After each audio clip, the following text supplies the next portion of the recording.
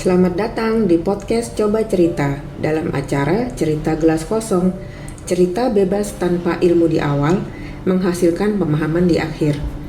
Sebuah acara yang merisikan cerita-cerita sederhana yang dapat memberikan pemahaman dengan cara mudah. Terima kasih kepada Coba Cerita Explorer, yaitu para pendengar dan pemirsa sekalian.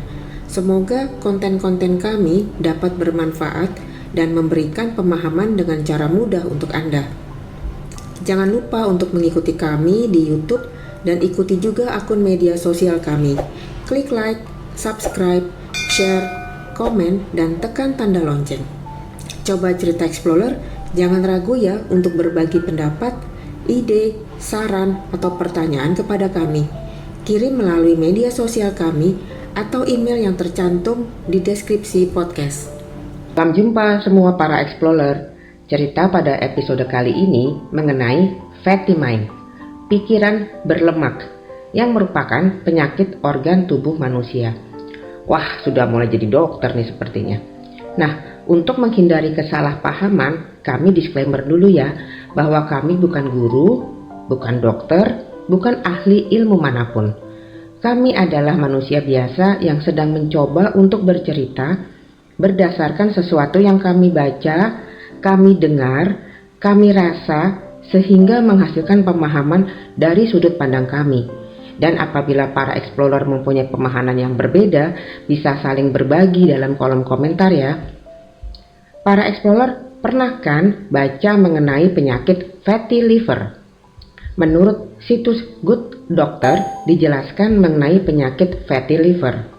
Situs Hello Sehat juga menjelaskan apa itu fatty liver, gejalanya, penyebab, risiko, hingga pengobatan dan perawatannya. Para explorer silakan browsing sendiri ya untuk menambah ilmu dan pemahaman diri masing-masing.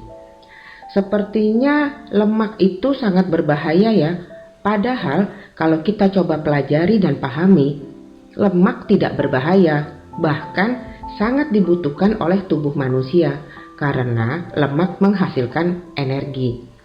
Terus kenapa akhirnya si lemak ini dituduh jadi penyebab penyakit? Yuk kita pahami. Setuju ya kalau lemak dibutuhkan oleh tubuh manusia untuk diproses menghasilkan energi yang kemudian energi tersebut digunakan untuk manusia beraktivitas, dan setelah energi habis, tubuh membutuhkan lemak baru untuk menghasilkan energi kembali. Nah, apabila lemak yang kita konsumsi tidak diproses untuk menghasilkan energi, maka masalah baru muncul di mana ada penumpukan lemak.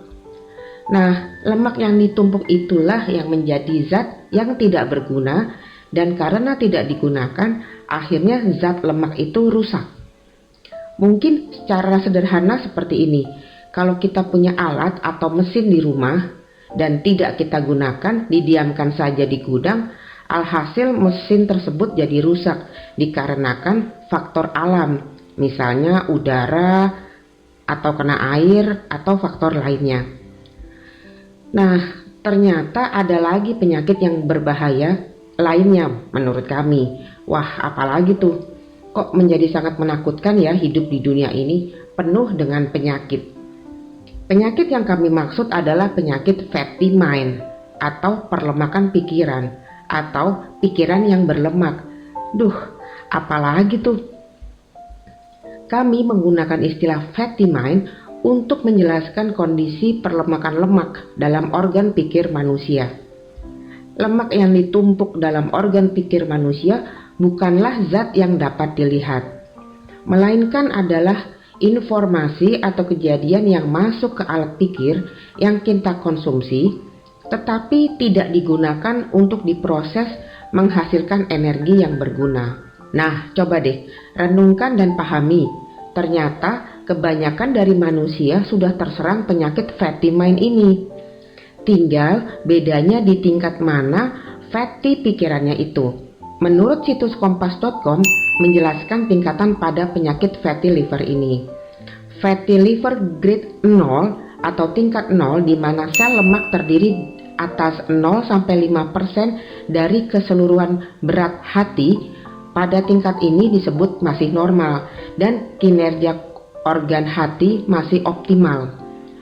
Fatty liver tingkat 1 di mana sel lemak terdiri atas 5-33% dari keseluruhan berat hati.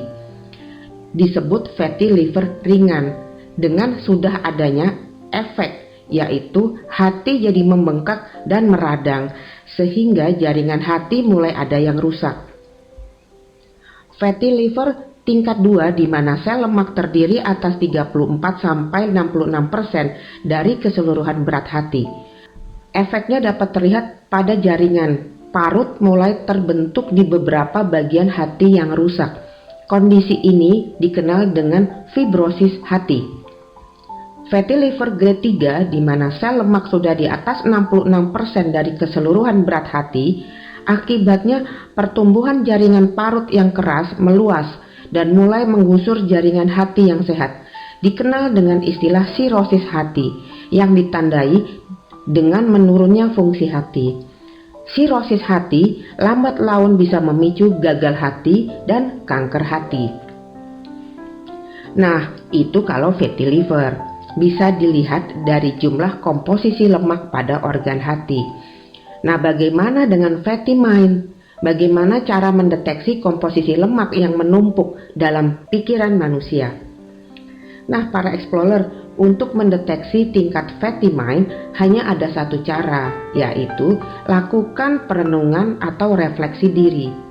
Jujur pada diri sendiri dan lindungi alat pikir kita dari lemak yang berupa informasi dan kejadian-kejadian yang apabila kita proses tidak menghasilkan energi yang bermanfaat berupa emosi atau perasaan negatif.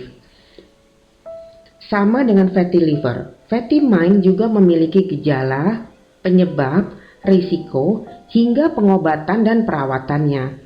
Nah, coba para explorer pahami apa saja gejala, penyebab, risiko, hingga pengobatan dan perawatannya. Kalau dari kami, pemahaman kami adalah gejala fatty mind adalah merasa sulit dalam menjalani hidup, penuh ketakutan dan kecemasan. Penyebab dari fatty mind, pemahaman yang kurang tepat sehingga menghasilkan suatu pola pikir. Resikonya apa? Resikonya terganggunya kinerja alat berpikir yang kita miliki atau biasa disebut terganggunya kesehatan mental atau jiwa. Nah, untuk pengobatannya bagaimana? Nah, sudah banyak di internet. Para explorer bisa browsing bagaimana mengobati mental yang tidak sehat. Salah satunya adalah bercerita. Bisa ke psikolog atau orang-orang yang nyaman buat kita bercerita mengeluarkan semuanya. Kalau untuk perawatannya bagaimana? Cara perawatannya sangat mudah. Salah satunya adalah berhenti atau hindari masuknya informasi atau kejadian ke alat berpikir. Atau jika sudah terlanjur masuk, latih agar alat berpikir melakukan proses pikir dari sisi yang berbeda sehingga menghasilkan energi yang baik atau perasaan yang baik. Podcast Coba Cerita juga membuat segmen baru nih yang berkaitan dengan latihan berpikir. Ternyata tujuan dari menjalani kehidupan di dunia ini adalah kita diberi peran oleh Yang Maha Pencipta dan bagaimana cara berperannya adalah dengan belajar, latihan, kemudian jalani. Jika masih belum terasa nyaman, bahagia dan damai, maka renungkan, pelajari kembali, dan pahami. Dan itu tidak ada hentinya selama kita masih diberi hidup. Coba pahami apa yang terjadi kalau kita tidak kenal peran yang diberikan dan kita tidak mau belajar dan latihan untuk memahami peran itu. Sekarang ini banyak yang kurang tepat dalam memahami sesuatu sehingga implementasinya menjadi tidak tepat. Banyak yang tidak paham akan perannya dan tidak mau belajar, atau baru belajar sebentar kemudian berasa sudah pintar, sehingga menjalani peran-peran yang bukan peruntukannya dan akibatnya menghasilkan kekacauan.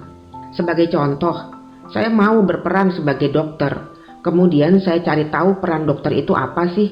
Oh, ternyata peran dokter itu menyembuhkan. Oke, saya lihat cara dokter bekerja. Oh, ada pasien, kemudian pasien ditanya-tanya keluhan dan dibuatkan resep obat, dan obat disuruh diminum dan dilihat efeknya. Oke deh, mudah kok. Berikutnya saya coba buat daftar penyakit-penyakit dan obat-obat yang biasa diberikan. Nah, terus saya coba ke diri saya sendiri. Kalau saya flu, pakai obat flu. Kalau batuk, pakai obat batuk. Wah, berarti saya berhasil menjadi dokter. Bisa dong menyembuhkan orang lain. Disinilah pemahaman yang kurang tepat. Cocok buat diri sendiri, bukan kemudian bisa digunakan ke orang lain. Untuk menjadi seorang dokter yang kemudian digunakan untuk mengobati orang lain, ternyata ada ilmu yang harus dipelajari. Tetapi kalau hanya untuk dipraktekkan ke diri sendiri, ya silakan saja. Kemudian, apabila mau diterapkan dalam keluarga sendiri atau kerabat terdekat dan teman-teman, ya juga boleh, tapi sifatnya tidak resmi.